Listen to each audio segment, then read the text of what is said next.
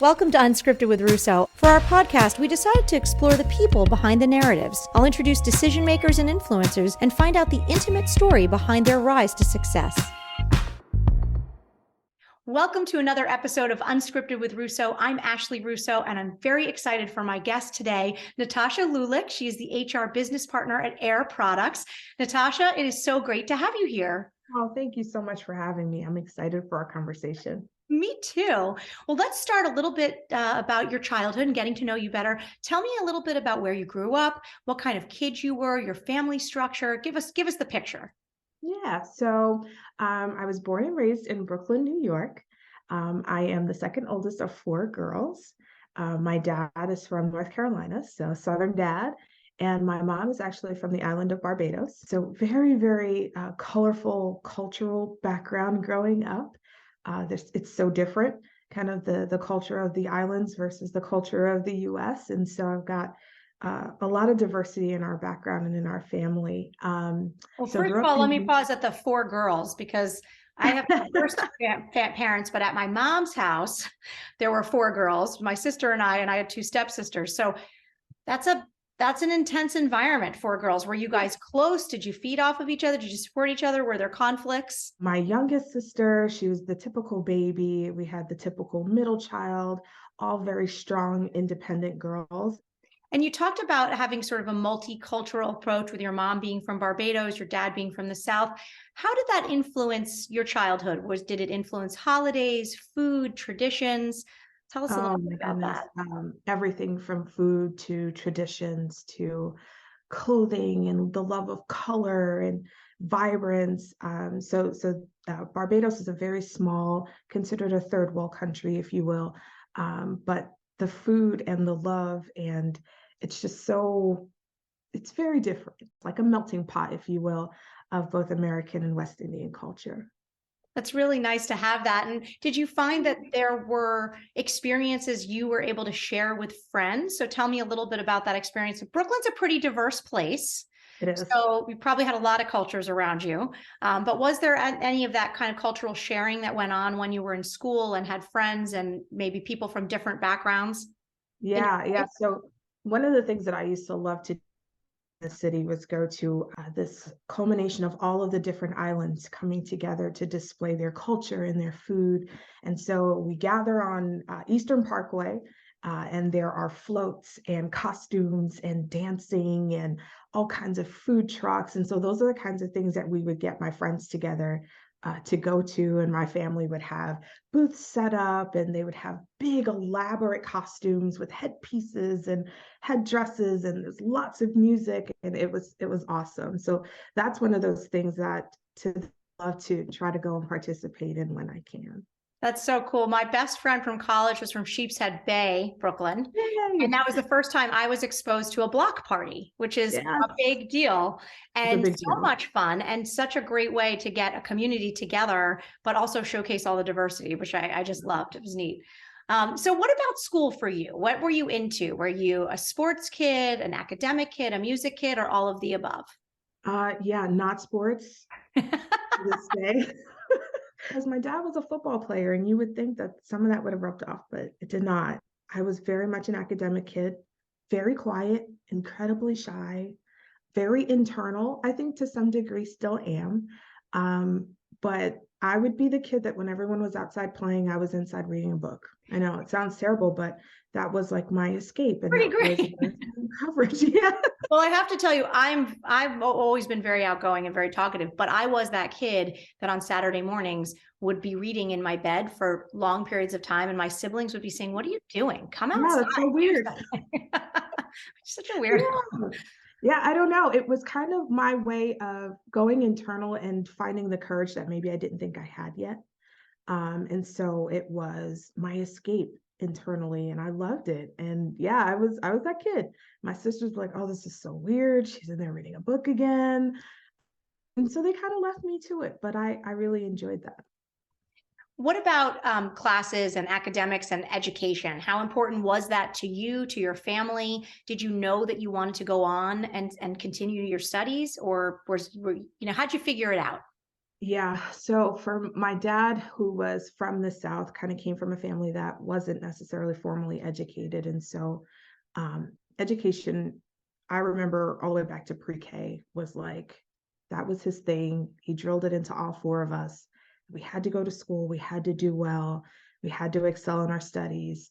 So he was kind of that first voice of encouragement, of challenge to do more and to do great and to be great.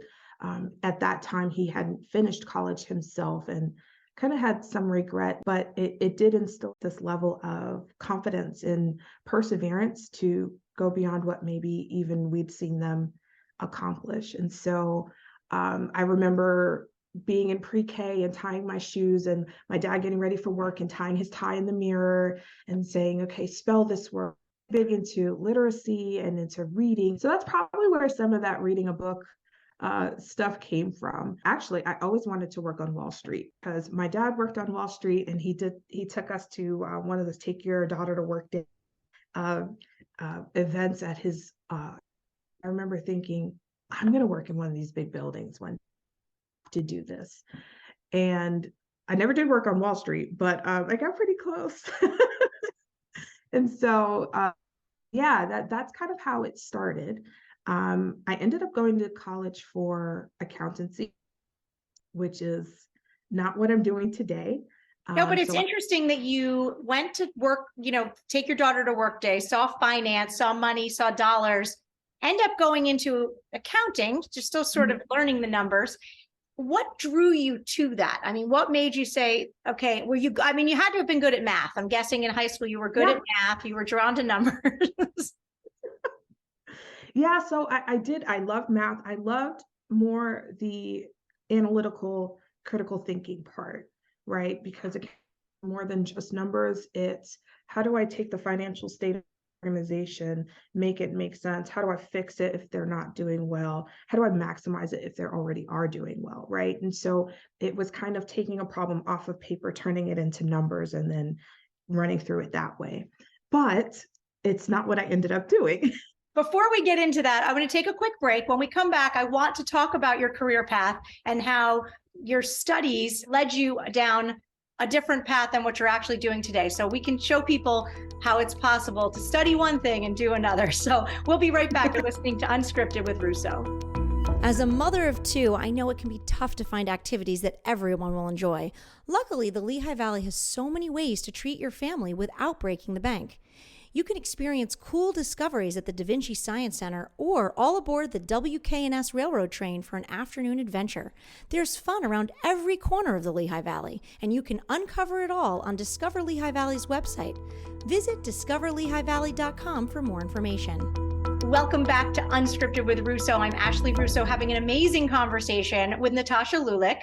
She is at Air Products, working in HR, but telling us a little bit how you actually loved school, loved reading, liked problem solving, and ended up going to college to study accounting and business, correct? So that's not what you're doing now. Tell us about your path and what you learned in college and what you did after graduation.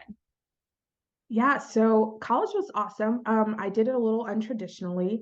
I had my first daughter when I was 19. And so I actually continued school while I had her. Very next year, I had my second daughter. And so by that time, I was in my master's program or starting my master's program with two girls, with two babies at home. Okay, well, I'm going to stop you right there because you're saying it in such a casual way. It's like no big deal. And I'm thinking I could barely get from point A to point B when I had little ones, let alone be going to school and figuring all that out. So tell me how that worked for you. So people out there listening understand that there are a lot of different paths that you can take. Yeah, it was honestly quite insane. It is not easy, right? I remember, so at that time, I remember doing schooling with the girls during the day and doing my classwork at night. And there were days where I wanted to pull my hair out. There were days where I said, okay, this is it. I can't do it. And honestly, having a lot of support at home really helped to make that possible. So I had a husband who would sit up with me. He's like, I don't know anything about any of these papers you're writing, but I'll sit here and I'll stay with you. And sometimes that was all I needed, right? It was just to have that. So amazing how important a support system is in that situation and figuring it out. When you graduated, you did go to work as an accountant for a little while, correct? yep, I sure did. So right out of school, I had an offer to go work for Baker Tilly, which was at that time the 8th largest public accounting firm in the nation, which was super exciting to graduate and have an offer right out of school. And so I went and I started a full-time career, and I thought I was going to get my CPA certification and be an accountant. And that's what I thought I wanted to do. And so I worked there for a couple years, and it was great. During my time there, though, I did quite a bit of work with our HR department doing onboarding and new hire orientation. And so I would work and get my work done and then hurry up to pack up to go to new hire orientation and spend weeks at Bear Creek and talk to new employees and spend time teaching them about our company and our career and our culture. And it was so much fun. And then, about 2 years into it, I decided I wanted to go to a private company and not necessarily be in public accounting anymore. And so I took a role at Air Products, also in accounting, thinking, okay, this is kind of where I'm going to settle and start to, grow my career as an accountant. And then I got there and super excited, did the work for a little bit, but there was no people. There was no orientations, and there was no. I bet your sisters did not count on this being what you were interested in when you were the quiet one reading a book. Not at all, ever. So opposite. And so I just remember coming into work one day, and it was an awesome team, great people. But I remember sitting down and saying, I can't do this. I can't do this like this. I need to talk to people. I need to be helping people, and I need to make an impact. And I don't feel like I'm doing that. And so I just started to network. Honestly, I started meeting people. And so one day I went out to lunch, and there was this woman, and she was sitting in the lunchroom, and she goes, "Hey, I've never seen you here before, but we should have lunch." And I was like, "Okay, let's have lunch." And so I came back and I told my team, "Hey, I met this lady at lunch, and turns out she's vice president of one of our businesses." And I was like, "Oh, that's cool." I didn't know enough to be intimidated. And so I said, "Yeah."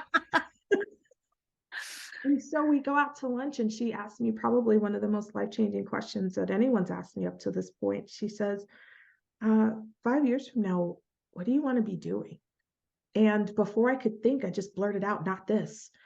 And she said, "Oh, well, what do you want to do?" And I said, "I don't know. It has to have people, and it has to make a difference, and people and numbers and analytics, but people."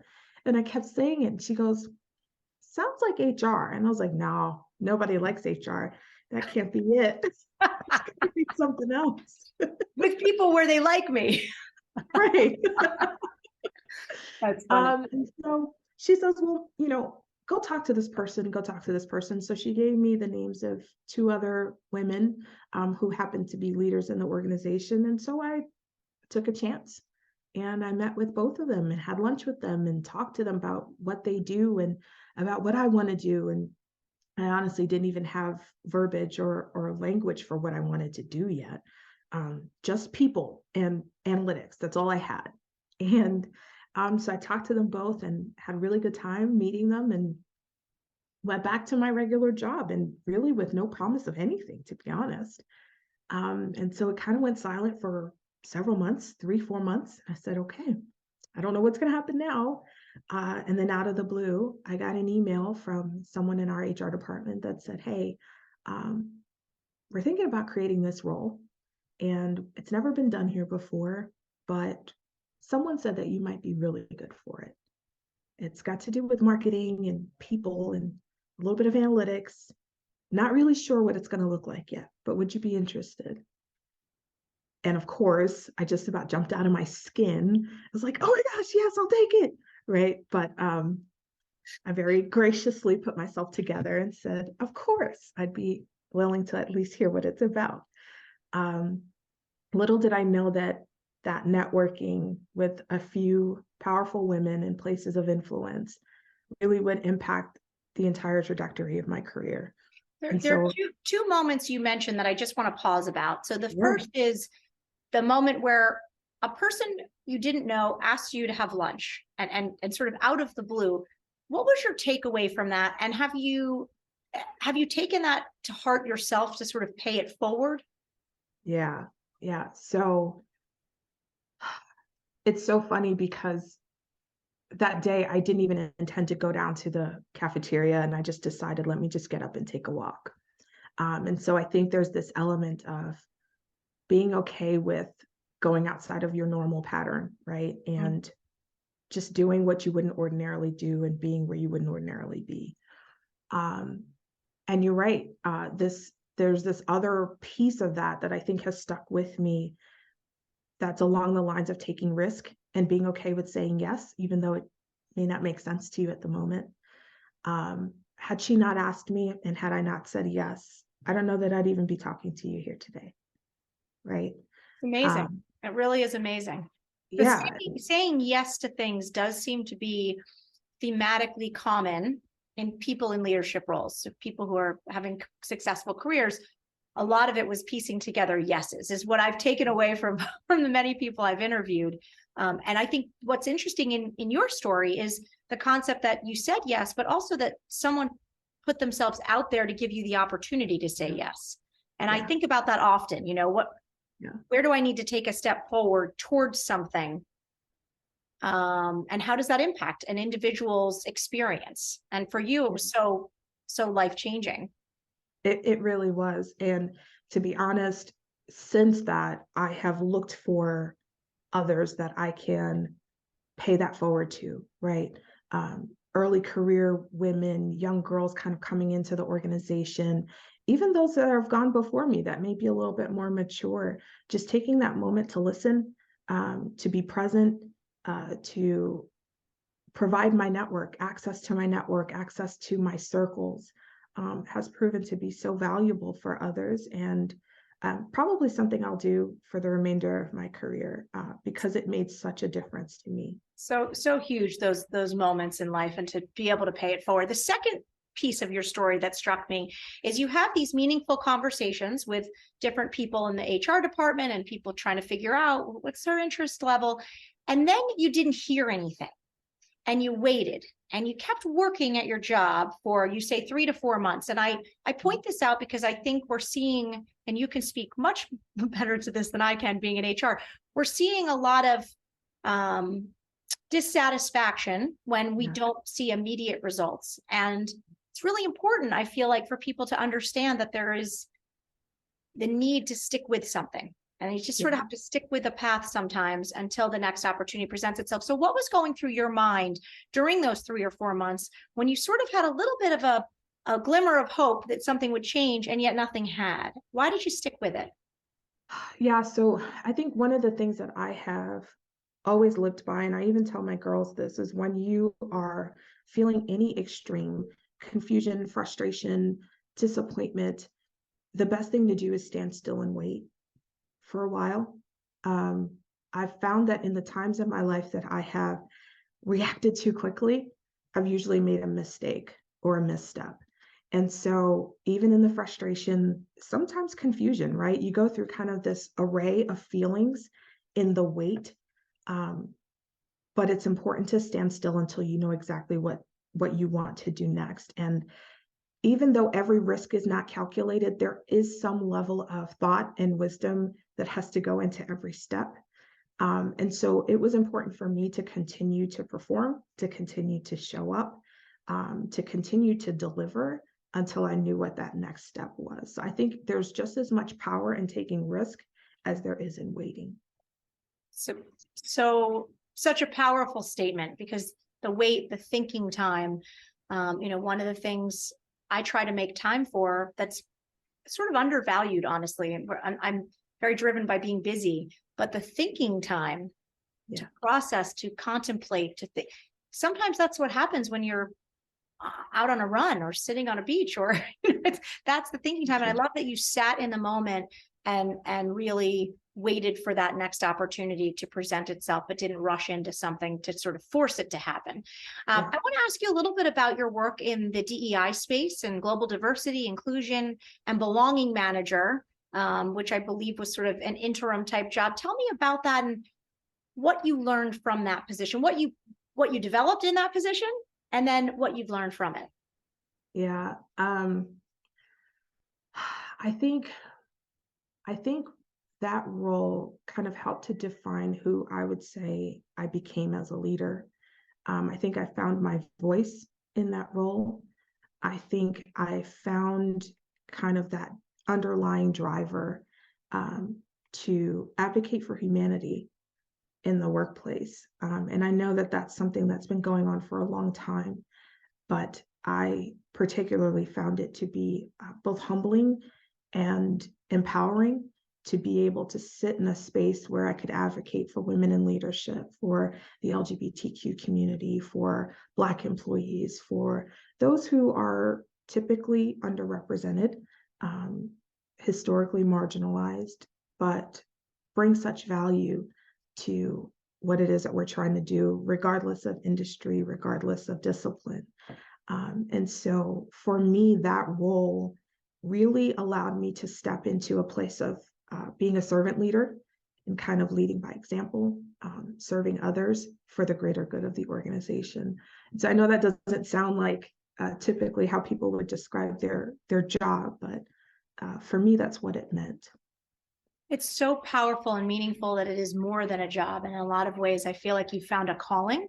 Yeah. And you share that not only at your job, but also in our community. And I wanted to ask you a little bit about your community work and what organizations are important to you. I believe you work with Valley Youth House. I do. Work for historic Bethlehem museums and sites. You're in part of there, I shouldn't say work, but volunteer your time. So tell me about the importance to you of community giving back and where you feel your skill set can be most effective in our community.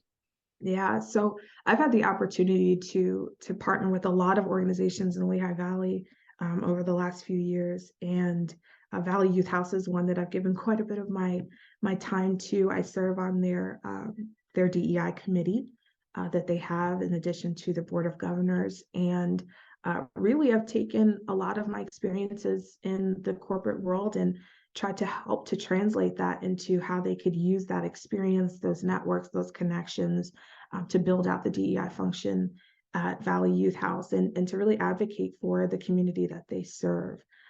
It's such a powerful mission that they have, serving the youth of our communities, the underserved and very much the underrepresented, and really just taking that work and that expertise and helping them to advance the mission. At Historic Bethlehem, believe it or not, have done very, very similar work. So they are working to preserve the history of the Moravians in Bethlehem, and but making sure that we have a diversity lens on that too, because the history of Bethlehem is so diverse, and there's so many different people groups that have come through that area to help make it what it is. And so just kind of shining the light on the colors, the many colors and flavors that make Bethlehem what it is and make the Valley what it is. How are you seeing the conversation shift and change, Natasha, especially around diversity, equity, and inclusion in our region? You know, as someone who really is helping to drive the conversation and is actually giving your time to help other organizations have that conversation and be aware, is change happening? I think change ebbs and flows. I think society has a lot to do with how committed, how dedicated people are to seeing change. However, I do think that there is this collective of people that are very committed to seeing diversity really come into all different sectors of our communities. I think that businesses are waking up and realizing how important diversity is to sustainability, to innovation, to growth.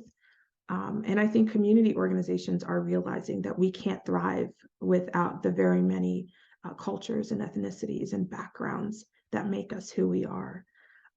So the interest in the conversation ebbs and flows, but I think that there is a core that is continually driving to see that change come to pass.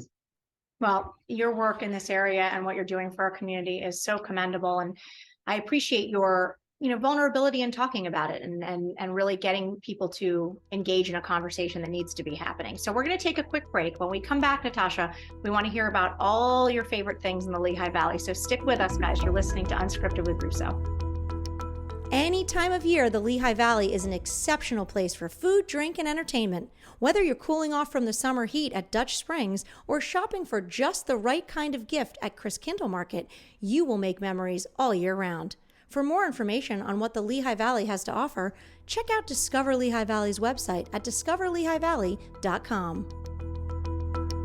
Welcome back to Unscripted with Russo. I'm Ashley Russo, and I'm so happy to be here today with Natasha Ljuljic. She is with Air Products, working in HR. She's told us all about her life and her education and being a quiet kid who loved to read, going into accounting, and then realizing she really actually loved people and wanted to be with people. So she's made a wonderful career, and we're so fortunate to have you here at Air Products and in the Lehigh Valley.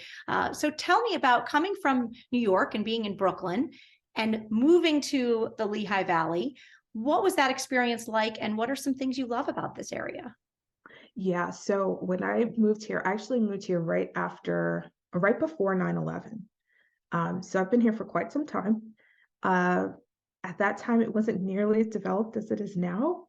And so moving from bustling New York City to here, it was like moving to the little house on the prairie. Okay, so I have to tell you, because I moved here in the end of 2004, and I am from New Jersey, but I lived and worked in Manhattan. So I had a similar experience.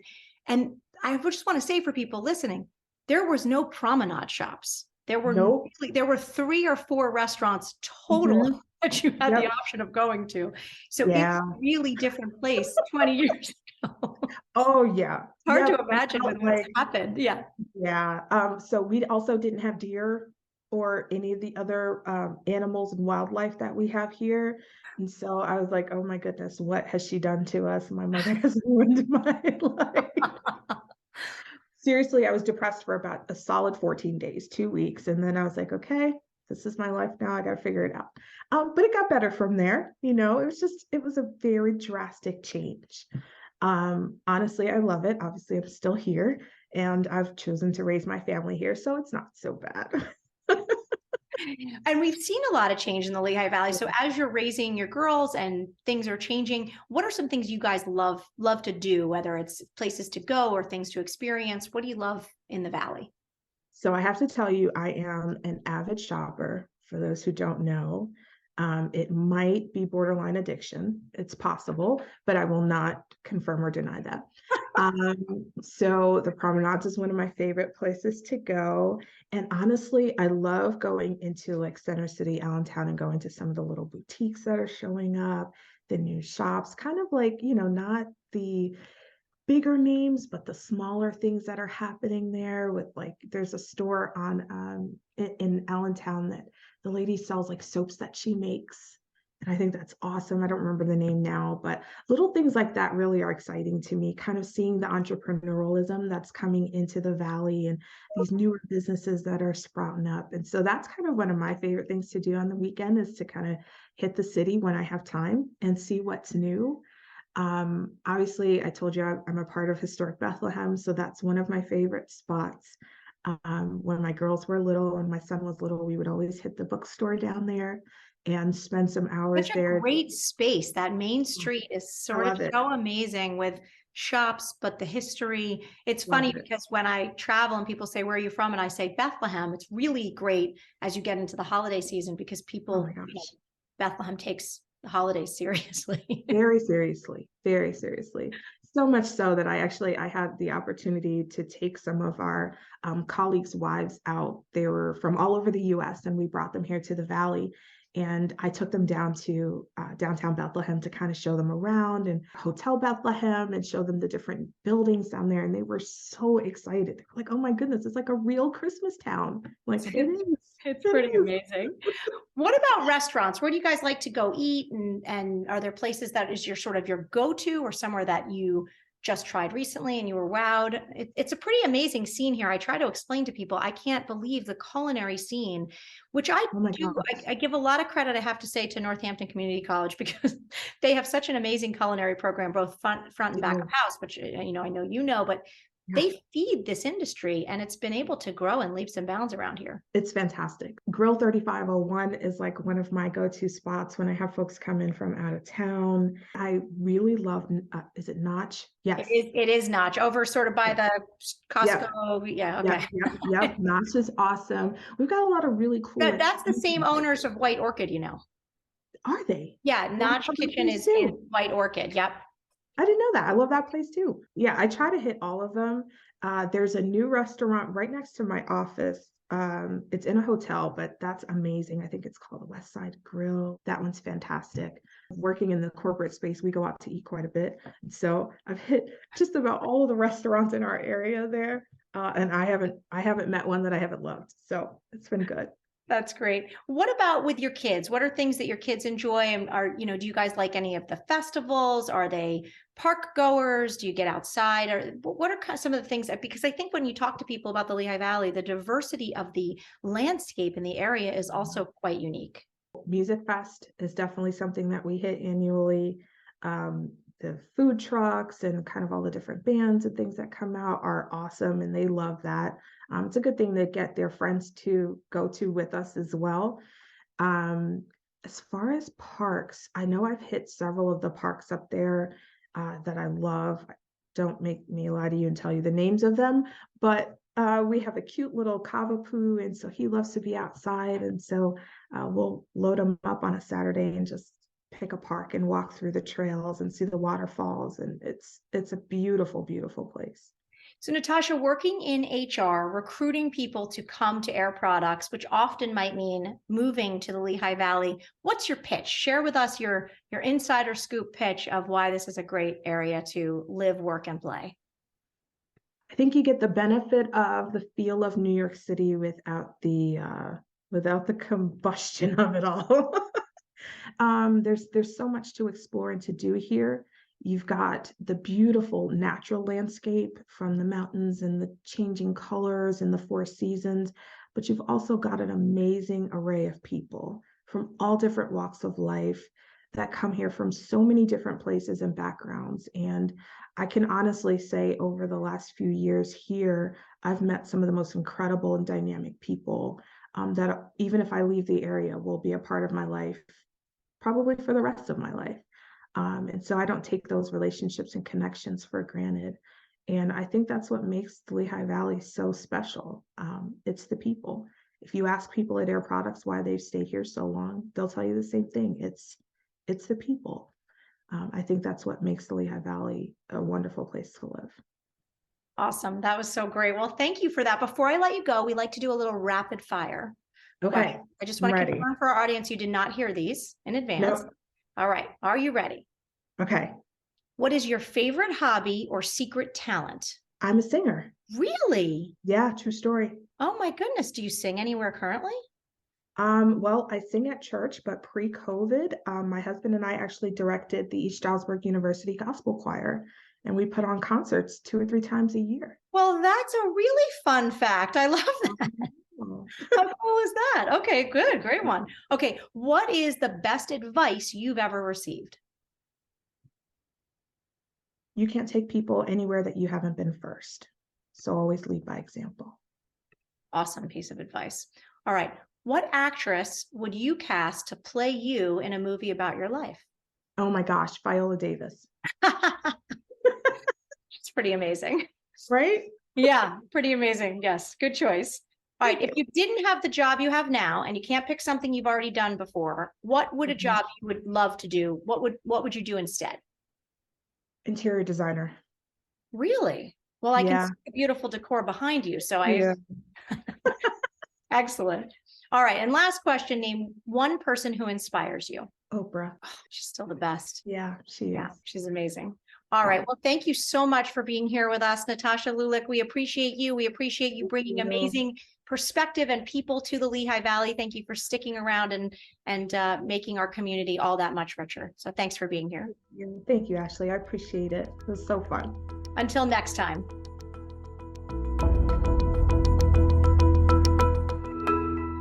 Hey, it's Dakota. Thanks for watching. Be sure to subscribe to our channel for more videos. To see more of The Peak TV, check out our website, subscribe to our YouTube channel, and catch us on WFMZ Channel 69.